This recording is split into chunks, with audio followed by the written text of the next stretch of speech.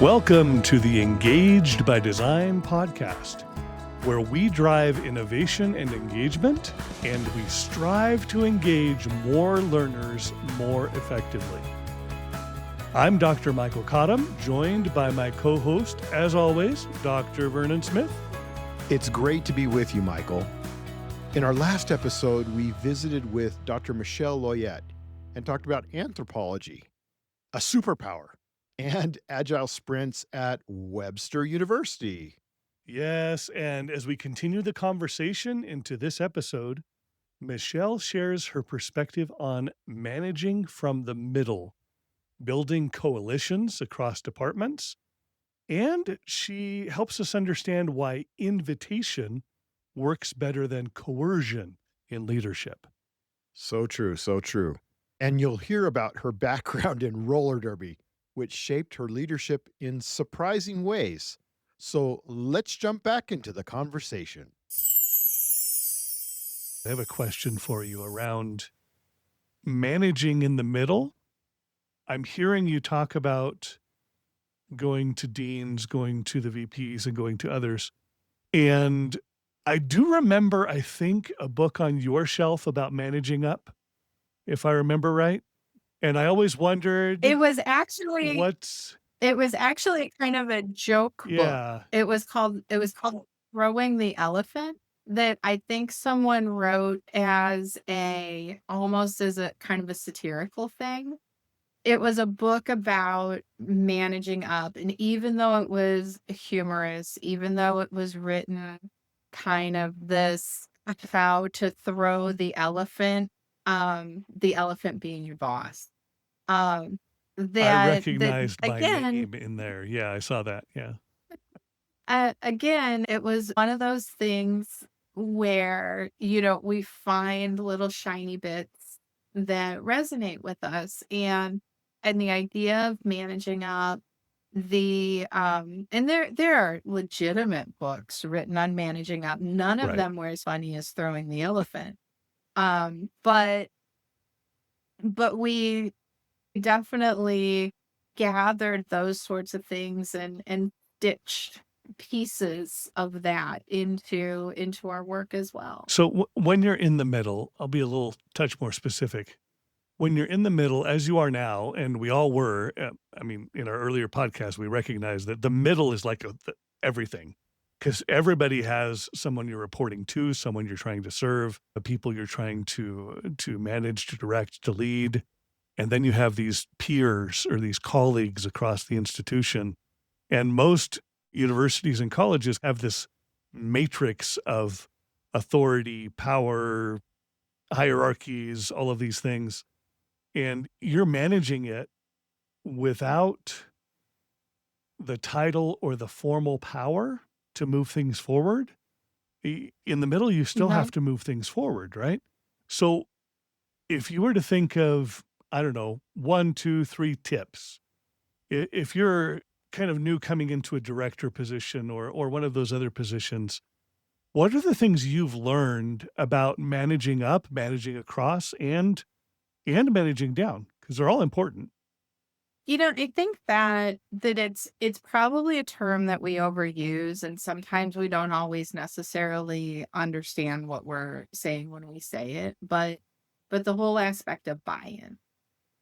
Part of what we were doing with those first sprints was that we were proving a concept so that we could develop buy-in from the people that worked for us. Now, could we have just told them, I'm your boss and you have to do this? Yes, but it would have been begrudging. They would have slow walked it. They would have let their disapproval be known in any number of ways. So it is important to create that buy-in, but the buy-in is also important in getting people to support you from above too, and being able to demonstrate that what you're doing is important, being able to demonstrate that what you're doing is likely to work, is equally as important in being able to create that buy-in. And sometimes you do have to kind of go on a little PR tour for what it is that you're doing, what you want to do, because you're not always going to have the alignment of stars that we had with that HLC project where, oh no, we have to do this. We wrote it in the proposal. Sometimes you just need to do something because it's important, because it needs to be done, and you have to overcome resistance to it. And I think that part of it is just being able to demonstrate that um that you're able to do it and you get the buy-in that way. And then I think that there's also an aspect, and maybe this is more psychology than anthropology, is that sometimes you have to look at that array of people that are above you that you need to manage and you need their support, and you have to find the one that has the soft spot for you. And you start with them and then they evangelize for you with their colleagues. Yeah. So in a lot of ways, you're finding champions wherever they are, right, Vernon? Michelle, I think that's really insightful about finding the person that has that tender spot for you, because great leaders remove barriers. And that's not only removing barriers for us if we report to them that we're managing up, but leaders, if you're for your own folks that report to you, you're removing barriers for them. That is just a hallmark of really great leadership. Michelle, we were joking a little bit earlier about sharing ideas, evangelizing, all of those things until people believe it was their idea originally, right? So I think that, yeah, what we were joking about before was the idea that we just say it so often that eventually people think it was their own idea. And I think that you definitely did that to me in regards to sprinting. You just talked about it so darn much that eventually I had no choice but to actually do it, because otherwise you were never going to shut up. I just want to report that that proposal that put into paper and commitment that we were going to sprint, somebody wrote that, and it wasn't me, it was It Michelle was Loyet. me. It was me. So, but it is really important that if there's something that is important, if there's something that you feel strongly that you need to trump, that if you get told no one time, that you don't let that stop you from maybe composing yourself and trying again in another way. And I think that also it was an aspect of Michael recognizing that as my boss, he absolutely could have told me, Michelle, you're going to run these sprints. But in the end, he wanted me to get there on my own, because that was going to be an energetic supporter and not a begrudging supporter Yeah. of the process. And part of it was recognizing how amazing Michelle is and how your talents and your strengths complemented my own. I think, well, in the macro leadership book, I actually talk about this. I name you as the shenanigan wrangler, and I name you as a person with command in your top five as a strength, as something that I needed because it's not in my top ones. I have all the ideation and connectedness and all those sorts of things. I needed, I still need people like Michelle and like Vernon and like Jared and like others that have different strengths from my own. And we get better when we do that. And you mentioned the words buy-in earlier, Michelle. And I don't know if you remember this, but I hate that because that means I sold you on something. And I would much rather say, hey, Michelle, here's this idea, here's that idea. What do you think about this? And eventually we built it together DIY Mhm. rather than me building something completely, giving it to you in whole cloth and saying, hey, Michelle, look what I built now. You will like it. It just doesn't work very well for me, right? What works for me is more of that other work of gathering your smarts, your talents, and turning it into something that we both love and that we're both committed to, or that the team is committed to. Of course, there's an aspect of leading those who aren't on board right away, all of that sort of a thing. But the most effective way I've seen change happen is through that grassroots of working together to define the change you want to make, and then everybody's committed to it.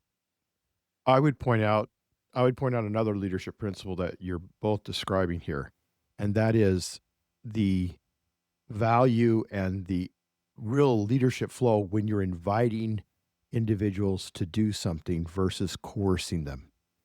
Because if you invite them and that, yes, it does, changes minds, it changes hearts.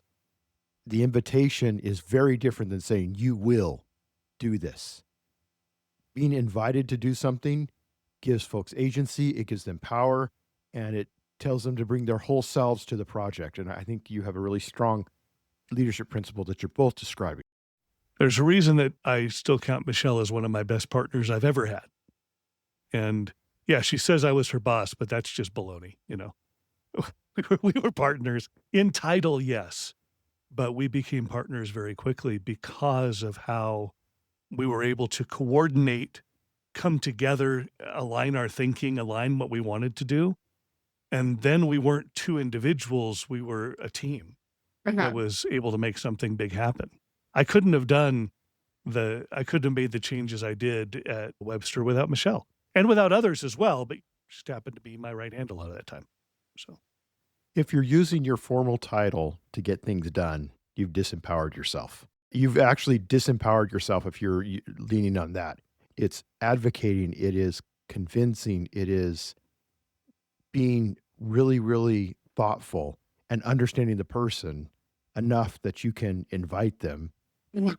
to come along and get them curious about coming along. yeah. I think it's also a show of respect for where other people are coming from. We have the privilege for so many years of working with really, really smart people who care a lot about students, right? And that is something that if the leader comes in and says, "I know the way and I will, you know, it must happen this way," without persuading, without teaching, without coaching, you basically just Mhm. lobotomize them. You remove their brain and their Mhm. talent from the team. It's not smart. Well, and I think that one of the things that you brought up is that idea of finding somebody that has strengths that you don't have. And if you look at my strengths finder and your strengths finder, mine kind of fill gaps in yours. And there are things in my strengths that maybe make you move. And there are things in your strengths that maybe make me listen. And so finding a kind of partner, that you can work with, that complements you in that way. There were things that we addressed sort of as a pair because the other one had strengths that were not that pronounced in the other. It made our presentations and the papers, everything that we did just better because it was from at least two different perspectives. Right. Yeah. Michelle, you're talking about some very complex processes, right? That not didn't always go well, right? Sometimes it didn't go well at all. But you seem to have I'd call some tenacity and persistence, some toughness that's there. I think is not in a negative way, but in like a real endurance way. Was there anything in your background in your life that taught you endurance and skills and being able to tough No, things you out? mean toughness and And how to tenacity? hip check somebody into the wall? Yeah, Is that yeah. I want to hear this I story. suspect that you are hinting at the fact that I used to play roller derby. So, Michelle, how did roller derby inform your leadership skills? Um, well, I know how to hit people legally. Uh, there's actually there are some things to be said about the things that you do in roller derby and how you learn roller derby too, because basically when I joined and we're talking like 2012, When I joined, roller derby was still very much a by women for women kind of endeavor. And it was a lot about women supporting each other in doing something really, really hard, but also at the same time really, really rewarding. And for me too, the idea of being an athlete, being good at something athletic, because I was not an athlete as a kid. I was on swim team in high school, so probably like the most individualist of, of the endeavors that I could have undertaken. But also, I was a kid that always, I was never real coordinated. I struggled with weight. And to be on a roller derby team where all of a sudden, that extra weight was not a weakness, it was a strength because I was steady on my skates. I could get hit and not fall down. I could hit people really, really, really hard. And as somebody who was really strong, I could also push my jammer through and get them where they needed to be. And so a lot of those sorts of things, pushing people through to where they need to be are still things that I do. And they're aspects of what I do in my work. When you talk about leading from the middle, that's really, you got to push people. I love that. I love, the analogy here. Although I'm not the biggest fan of sports metaphors for running organizations, but I do think roller derby has a special place in, the teamwork, in the coordination and the strategy, frankly, that goes on there. And you have people with individual eh, I know you've explained this to me a million times, and I still don't necessarily get it. It's kinda like me in hockey, I don't get that either. But everybody has a specialized role, Mhm. and the team only wins when you're each playing your roles really well and supporting each other, right? That is correct. Everybody does, have their individual role, but you also have to work together to make sure that your jammer's scoring points. But I will also point out that the OLC is a very safe space for former roller derby players, as we had four working That at is true. one time. Yeah. Really? That's We amazing. did. Yes, in fact, one of them wasn't one of them the manager of the league or something as Yes. well? So, Yes. One of them was yeah, the manager of the yeah. league. What was your team name, Michelle? It was Confluence Crush. So basically named after Ooh, the confluence of the Mississippi and the Missouri rivers because we were a Metro East team.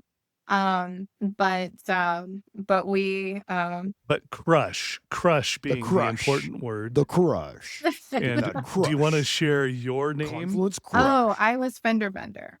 So I think it's transitioned a lot that people now are more often just using their own names rather than having a persona. But at the time that was the name that I went by. Dr. Yes. Fenderbender. That's awesome. We'll get back to our conversation with Michelle in just a moment, but first, a quick word. If you're enjoying this discussion about leadership and change, you'll love the Macro Leadership book. It's packed with strategies for leading from the middle, avoiding micromanagement, and driving innovation. Exactly the kinds of lessons that Michelle has been sharing. You can pick up a copy on Amazon and download the free companion workbook at engagedbydesign.com. The workbook gives you tools to reflect, take action, and apply macro leadership principles in your own work. Yes, and I think you'll find it really engaging. Now let's get back to Michelle. Michelle, during your time as not only a leader, but as someone who is rising up through that leadership, Were there particular role models or coaches that really helped you maybe see yourself in a different light or see yourself in a different way that actually strengthened you and helped you on your journey? I think that, and it's not sucking up because I'm here. But I think that working with Michael was one of the first times that someone just like let me run with something. Because I was coming out of academic advising to come over to online, and really,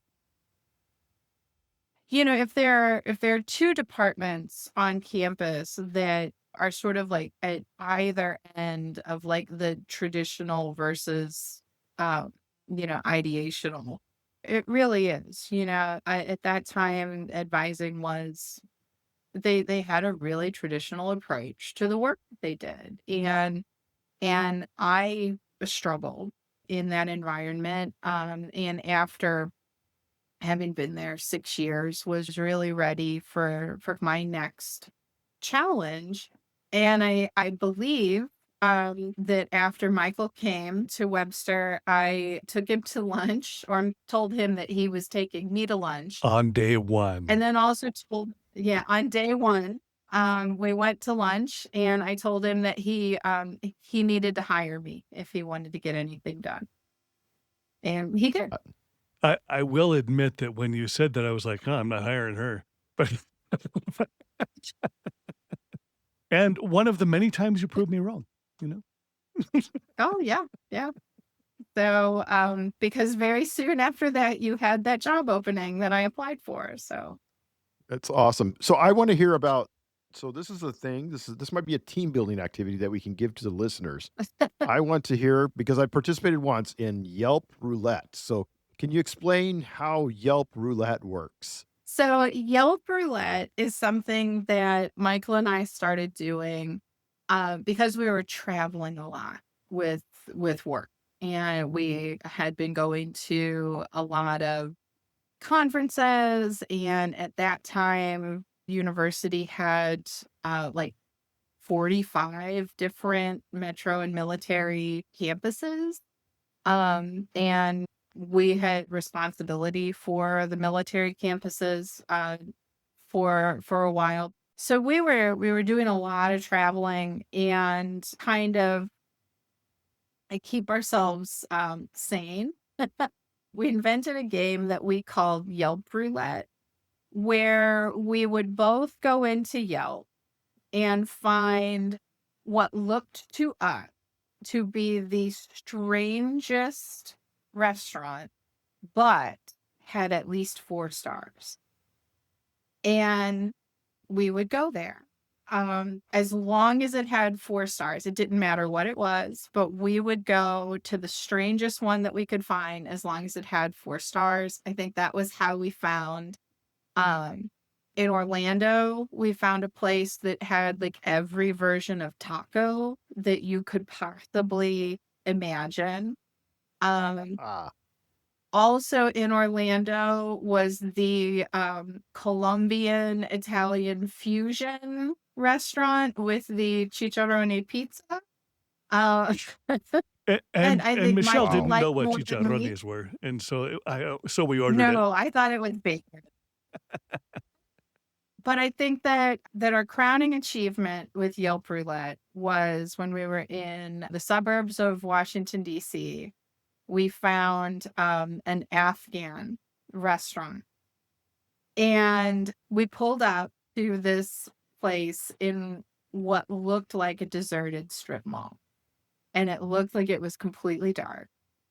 And we're checking the map, making sure that we're where we're supposed to be. We finally find a sign that it seems that we're in the right place. So we're like, okay, well, let's try it. We might die, but it has 4 stars.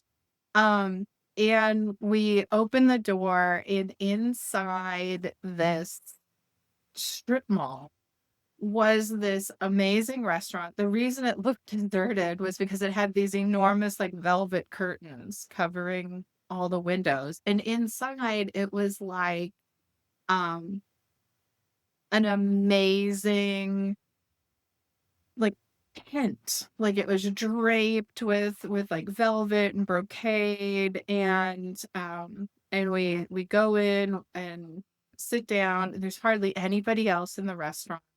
They come over and ask us, what we'd like. Had we had Afghan food before? We said no. They said, oh, and basically just produced sort of like a variety of dishes that I think is probably still the best meal I've ever had in a restaurant. I So It was like 7 Wow. courses of I don't it was amazing. It was so good. I remember we went back to the hotel because there was a big group there. There was a bunch of us there. We went back to yeah, the hotel and we're like, "Guys, you should have come with us. This was amazing." And they all still looked at us like we were crazy. like they We went went, like, to to Applebee's or something. And no, they went to like some chain Italian yeah, place, yeah.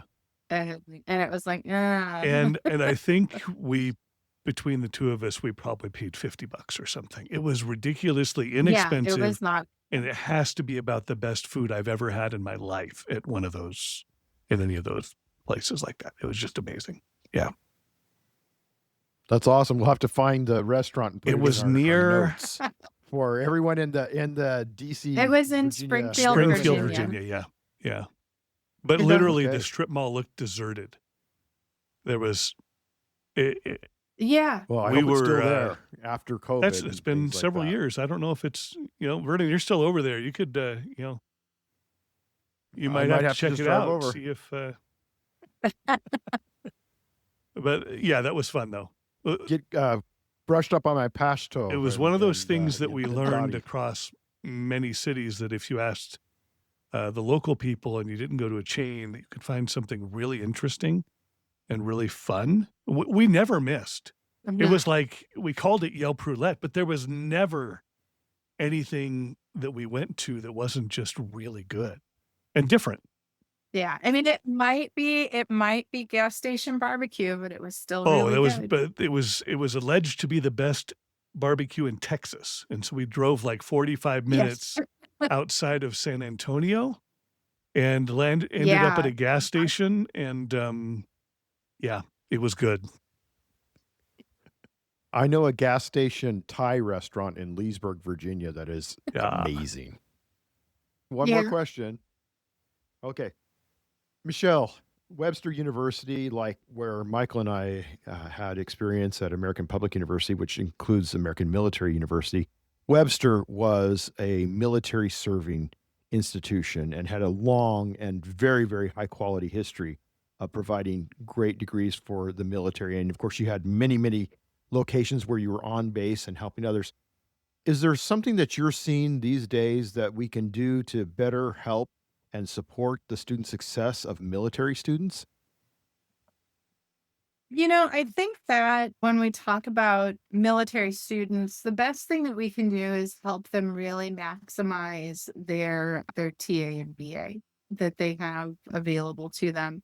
Um, a lot of what we do at Webster, especially around TA, is that we keep, our military rate close to what the TA rate is for undergraduate. So, Michelle, can you give a brief definition for those who don't know what those, stand for, TA and VA? Oh, sure. Oh, that's true. Yes. Yeah. The little bit We of can't assume that linguistic, everybody knows what that means, yes, yeah. Yeah, yeah. so TA being the military tuition assistance that they get while they're active duty, VA being the tuition assistant as a veteran. So when you talk about like post 9/11 or Montgomery Bill, that's VA. When when students have TA that they're using, TA is about $250 per credit hour, and then they're going to be responsible for what's beyond that. So for say a military member who's pursuing an undergraduate degree, the best thing that we can do is keep that tuition rate as close to that TA rate as possible so that they don't have to, assume any debt to be able to get educated. And for our graduate programs where they want to be able to utilize their VA benefits, but maybe also pass some of those VA benefits to their children, is really to help maximize those benefits. And one of the ways that we do that is we have an enormous number of cooperative degree agreements that bring transfer credit into the degrees from their military training.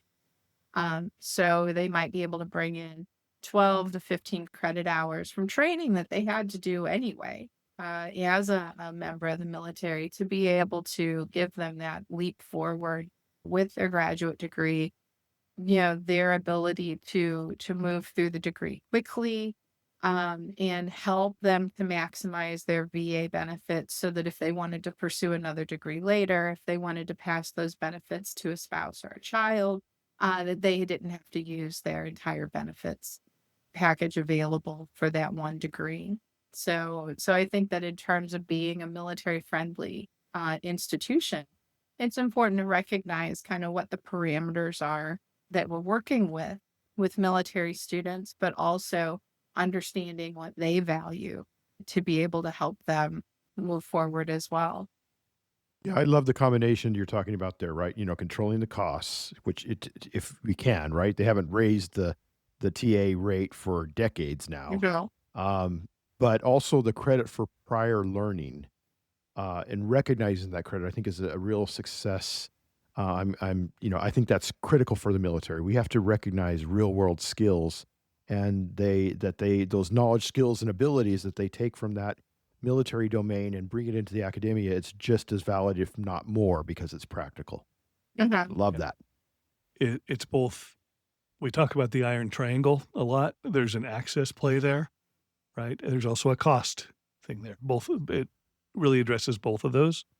And if you add in the access for active duty military or for veterans, having the ability to do online, hybrid, or co-located programs, like what we used to do on the military bases for Webster, gives them an opportunity to achieve their degree and to make those changes in their families' lives in a way that is much more accessible and really fits with their needs and where they're trying to go. So, Michelle, thank you. Just thank you for jumping in. I remember how much I just love talking with you. You're just so smart and so passionate about doing the good work that you do. And I just think I count it as a privilege. 5 years that we got to work together, and I'm still learning from you. So thank you, Michelle. Well, And from thank an you. outside perspective, think about all the students and the families that you impacted Yep. because of those agile methodologies that you implemented, keeping the student centric in Mhm. your thinking, and actually transforming the organization. That's what it's about. And it's an amazing story. I love it. Yep. What a delightful and insightful part 2 of our conversation with Michelle. I love the roller derby analogy. So persistence, teamwork, and pushing people through barriers. I love that, Michael. Oh, I did too. And I can attest to the fact that Michelle has the skills to do just that. And, I really valued her wisdom in this episode about managing from the middle of the organization. It's just a reminder that leadership is about building trust and finding champions, not just relying on your positional authority. Yeah, if you're relying on your positional authority, you've advocated all your power. She shows that true influence comes from inviting people into change, respecting their perspectives, and using those complementary strengths. It's a great model. So here's our reflection question for you today. What can you do this week to build coalitions of support, up, down, and across your organization to move an important initiative forward? Coalition building. I love it. It's important. Every leader should strengthen their network and remove barriers for others. Absolutely. Thanks for joining us for this 2-part conversation with Dr. Michelle Loyet. Be sure to subscribe, rate us a 5, share it with a friend, and visit us at engagebydesign.com. And as always, choose to engage by design.